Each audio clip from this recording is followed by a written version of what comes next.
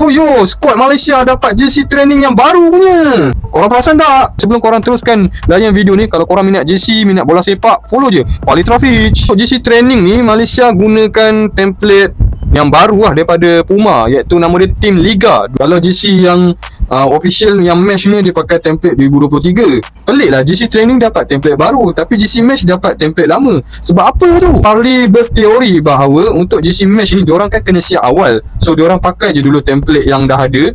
Template yang 2023 punya pakai dulu, yang tu habis stok dulu. Sepatutnya jersey mesh ni patutnya pakailah template Team Liga 25 ni, barulah keren. Tapi nak buat macam mana kan? Exco FAM mungkin dia lebih berminat dengan design yang ni berbanding design yang teamwear yang baru punya.